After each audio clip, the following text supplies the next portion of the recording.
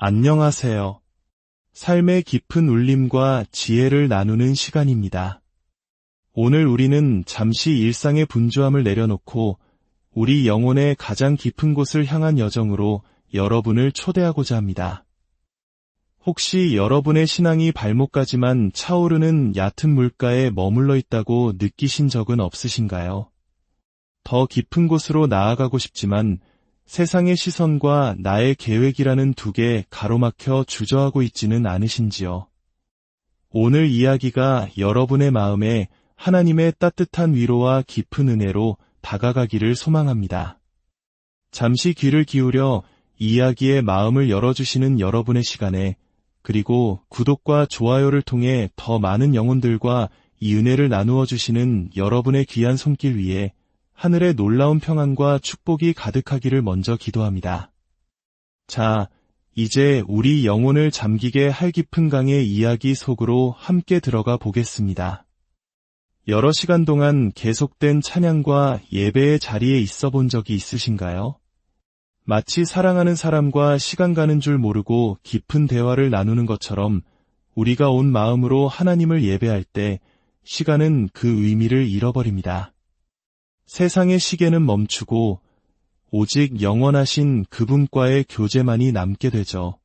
우리의 사랑의 대상이신 예수님, 우리 삶의 빛이시며 모든 것의 이유이신 그분의 임재 안에서 우리는 비로소 참된 안식을 누립니다. 성경 에스겔 47장에는 아주 신비하고 놀라운 환상이 기록되어 있습니다. 한 천사가 선지자 에스겔을 데리고 성전 문으로 갑니다. 그런데 그 성전 문지방 밑에서부터 물이 흘러나오기 시작합니다. 처음에는 작은 물줄기였지만 그 물은 점점 불어나 강을 이룹니다. 천사는 에스겔을 데리고 그 강으로 들어갑니다. 처음 측량한 곳에 물은 발목까지 찼습니다. 그곳에서는 아직 내 의지대로 자유롭게 걸을 수 있습니다. 내 힘과 내 생각으로 통제할 수 있는 깊이입니다. 천사가 다시 측량하고 강으로 들어가니 이제는 물이 무릎까지 찹니다. 조금은 움직임이 불편해지지만 여전히 내 힘으로 버티고 나아갈 수 있습니다. 그리고 다시 측량한 곳에서는 물이 허리까지 차오릅니다. 이제는 내 의지대로 움직이기가 매우 힘들어집니다. 물의 흐름에 몸을 맡겨야 할 것 같은 순간입니다. 우리 중 많은 이들이 신앙생활을 하면서 바로 이 지점에서 멈춰 서곤 합니다. 내 통제력을 완전히 잃어버리는 것에 대한 두려움 때문이죠. 하지만 천사는 거기서 멈추지 않습니다. 마지막으로 측량한 곳은 사람이 능히 건너지 못할 거대한 강이 되어 있었습니다. 헤엄을 쳐야만 하는 깊은 강, 내 힘으로는 도저히 어찌할 수 없는 온전히 성령의 흐름에 나를 맡겨야만 하는 깊이입니다. 하나님께서는 바로 오늘 우리 각 사람을 이 깊은 강으로 초대하고 계십니다. 발목과 무릎, 허리를 지나 온몸이 잠기는 깊은 은혜의 강으로 우리를 부르고 계십니다. 이 강물이 흐르는 곳마다 모든 생물이 살아나고 죽음의 바다였던 사해마저도 생명으로 가득 차게 됩니다.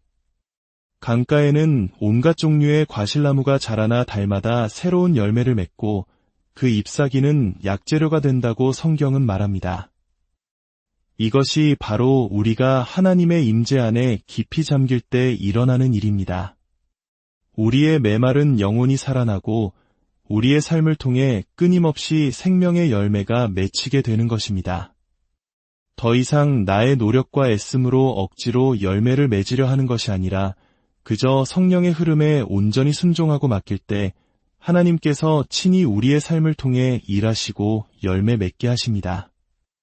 하지만 이 깊은 곳으로 나아가기 위해선 우리에게 반드시 넘어야 할 장벽이 있습니다. 그것은 바로 사람들의 시선과 어리석어 보일 것에 대한 두려움입니다. 수십 년 전 저는 영적 부흥이 한창이던 토론토의 한 집회에 참석한 적이 있습니다. 저는 당시 박사학위를 막 마친 지성과 이성을 중요하게 여기던 젊은 선교사였습니다. 그런데 그곳의 예배는 제가 이해하기 힘든 모습들로 가득했습니다. 사람들은 이상한 옷을 입고 있었고 그들의 예배 방식은 저에게 너무나 낯설고 불편하게 느껴졌습니다. 저는 폐렴으로 심하게 앓고 있었는데 집회 중에 놀랍게도 즉시 치유되는 경험을 했습니다. 그런데 강사는 치유받은 사람은 앞으로 나오라고 말했습니다. 저는 나가고 싶지 않았습니다. 앞으로 나가면 그 이상해 보이던 사람들이 제 머리에 손을 얹고 요란하게 기도할 것이 뻔했기 때문입니다. 제 이성과 체면이 그것을 허락하지 않았습니다. 그들은 계속해서 외쳤습니다. 앞으로 나오지 않으면 치유를 잃어버릴 것입니다. 저는 속으로 말도 안 되는 소리라고 생각하며 버텼습니다. 하지만 마음 한구석에서 혹시 저들의 말이 사실이면 어떡하지 하는 작은 두려움이 일었습니다. 다시 폐렴으로 고통받고 싶지는 않았기에 저는 마지못해 수천 명의 군중을 뚫고 앞으로 나아갔습니다. 그리고 예상대로 그들은 제 머리에 손을 얹었고 저는 그 자리에 쓰러졌습니다. 그런데 정말 믿을 수 없는 일이 일어났습니다. 저는 물 한 방울 없는 카페트 바닥 위에서 마치 물고기처럼 헤엄을 치기 시작했습니다. 제 이성은 비명을 질렀습니다. 이게 무슨 망신이야. 제발 멈춰. 하지만 제 영은 주체할 수 없는 하나님의 임재에 압도되어 있었습니다. 그 순간 저는 제 평생의 신념을 깨뜨리는 중요한 진리를 깨달았습니다. 만약 우리가 살아계신 하나님을 경외하는 것보다 다른 사람들이 나를 어떻게 생각할지를 더 두려워한다면 우리는 결코 발목 깊이 이상의 신앙으로 나아갈 수 없다는 사실을 말입니다. 하나님께서는 때로 우리의 이성과 상식을 뛰어넘는 방식으로 일하십니다. 우리의 체면과 교만을 완전히 깨뜨리시고 오직 어린아이와 같이 순전한 믿음으로 그분께 나아오기를 원하십니다. 당신은 사람들의 시선 때문에 어리석어 보일 것이 두려워서 하나님의 깊은 부르심에 순종하기를 주저하고 있지는 않습니까? 깊은 강으로 나아가는 여정은 완전한 순종을 요구합니다. 때로는 우리의 계획과 계산을 완전히 포기해야 하는 순간을 마주하게 됩니다. 몇 년 전 브라질의 한 신실한 목사님께서 저에게 예언을 하셨습니다. 제가 앞으로 큰 스타디움에서 복음을 전하게 될 것이라는 내용이었습니다. 그는 그 예언을 굳게 믿고 가진 돈도 없으면서 빚을 내어 상파울루의 거대한 경기장을 대관했습니다. 제 얼굴이 담긴 포스터가 도시 곳곳에 붙었습니다. 하지만 그는 한 가지 중요한 사실을 잊었습니다. 도시의 다른 목회자들과 소통하고 협력하는 것을요. 얼마 지나지 않아 저에 대한 이상한 소문들이 퍼지기 시작했습니다. 제가 사용하는 언어의 서투름, 문화의 차이에서 온 오해들이 와전되어 저는 이상한 교리를 전하는 사람으로 낙인 찍혔습니다. 집회 당일 저는 텅 빈 주차장을 보며 불안한 마음으로 경기장에 들어섰습니다. 그리고 제 눈앞에는 텅 비어버린 거대한 경기장이 펼쳐져 있었습니다. 관중석은 텅 비었고 오직 안내위원으로 섬기기 위해 모였던 200여 명의 사람들만이 덩그러니 앉아 있었습니다. 그것은 제 인생에서 가장 큰 시험의 순간 중 하나였습니다. 저를 초대한 목사님은 빚더미에 앉게 되었고 저는 수만 명을 기대했던 자리에서 완전히 실패한 설교자가 되었습니다. 그는 눈물을 흘렸고 제 마음도 무너져 내렸습니다. 그때 주님께서 제 마음에 물으셨습니다. 너는 어떻게 하겠느냐? 저는 주님께 대답했습니다. 주님, 저는 한 사람을 위해 멈추는 법을 주님께 배웠습니다. 그리고 저는 그 200명의 안내위원들을 무대 위로 초대했습니다. 저는 마치 수만 명의 관중 앞에서처럼 제게 주신 모든 것을 쏟아부어 열정적으로 복음을 전했습니다. 왜냐하면 그 복음을 들을 자격이 있는 것은 사람의 수가 아니라 그 자리에 임재하시는 우리 주님이시기 때문입니다. 저는 원망과 쓴 마음 대신 하나님의 주권을 인정하고 그분께 모든 것을 맡겨드렸습니다. 그리고 그 텅 빈 경기장을 향해 선포했습니다. 언젠가 이 브라질의 모든 경기장들이 살아계신 하나님을 예배하는 자들로 가득 차게 될 것이라고 말입니다. 그리고 놀랍게도 바로 지난주 20여 년의 세월이 흐른 지금 저는 브라질의 4개 주 경기장을 가득 메운 수십만 명의 사람들 앞에서 복음을 전하는 기쁨을 누릴 수 있었습니다.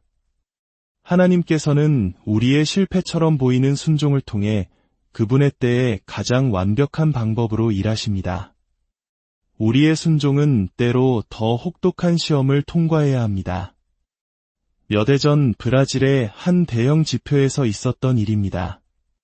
집회가 끝나고 성령의 깊은 임재가 저를 압도했습니다. 저는 바닥에 엎드려 눈물을 흘리며 기도하고 있었습니다. 그때 한 어마어마한 부를 가진 사업가가 저희 사역과 파트너가 되고 싶다며 저와의 만남을 요청해왔다는 소식을 들었습니다. 저희가 추진하던 대학 설립에 엄청난 도움이 될 재정적 후원자였습니다. 모든 상황이 완벽한 하나님의 타이밍처럼 보였습니다.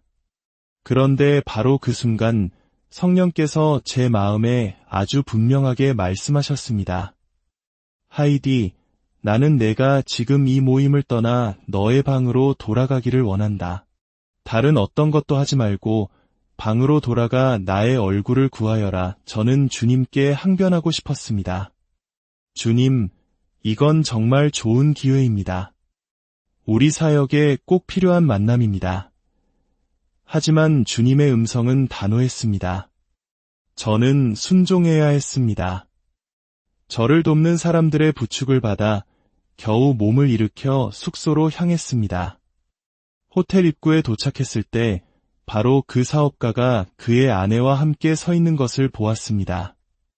마치 영화의 한 장면처럼 그는 저를 기다리고 있었습니다. 제 이성은 소리쳤습니다. 이것 봐, 이게 바로 하나님이 주신 기회야. 가서 대화해. 하지만 제 영혼 깊은 곳에서 주님의 음성이 다시 들려왔습니다. 내가 너에게 무엇을 원했느냐? 나는 언제든 어떤 부자든 너에게 보낼 수 있다. 하지만 내가 지금 너에게 원하는 것은 너의 완전한 순종이다. 저는 그 엄청난 기회처럼 보였던 만남을 뒤로하고 그를 지나쳐 제 방으로 올라갔습니다. 그리고 방에 엎드려 다시 주님의 얼굴을 구하며 밤새도록 기도했습니다. 주님, 모든 것을 주님께 맡깁니다. 다음 날 아침, 저는 설교를 앞두고 있어서 보통은 사람들을 피하고 조용히 기도하며 준비합니다. 그런데 주님께서 또 말씀하셨습니다. 아침 식사를 하러 내려가거라. 저는 또다시 이해할 수 없었지만 순종하는 마음으로 식당으로 내려갔습니다. 그리고 그곳에 바로 어젯밤 그 사업가 부부가 앉아 있었습니다. 주님께서 말씀하셨습니다. 지금이 바로 너의 약속된 만남의 시간이다. 그 아침 우리는 축구팀 선수들로 가득한 시끄러운 식당 한가운데서 세상 그 무엇과도 바꿀 수 없는 깊은 영적 교제를 나누었습니다. 성령께서 우리 가운데 강력하게 임하셨고 우리는 돈으로 맺어지는 파트너십이 아닌 하나님 안에서 맺어지는 거룩한 언약의 가족이 되었습니다. 여러분, 우리의 노력과 전략이 열매를 맺는 것이 아닙니다. 모든 풍성한 열매는 오직 주님과의 깊은 친밀함, 그리고 그 친밀함에서 흘러나오는 온전한 순종으로부터 비롯됩니다. 하나님께서는 지금 이 순간에도 우리를 유혹하고 계십니다. 세상의 성공과 명예가 아닌 광야의 고독한 자리로 그분과 단둘이 만나는 깊은 은밀한 장소로 우리를 부르고 계십니다. 그 부르심 앞에서 우리는 수많은 변명을 늘어놓습니다.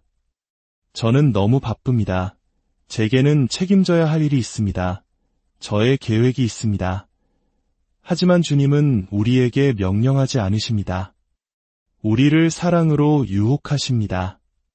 그 사랑의 부르심에 주님이라고 대답할 때 우리의 삶은 비로소 통제할 수 없는 은혜의 강물에 잠기게 될 것입니다. 나의 힘으로 이룬다고 생각했던 모든 것들이 사실은 주님의 손에 달려 있었음을 깨닫게 될 것입니다. 우리의 발목을 적시는 얕은 만족에서 벗어나 무릎과 허리를 지나 우리의 온 존재가 그분의 사랑의 강에 잠기는 깊은 곳으로 나아갑시다.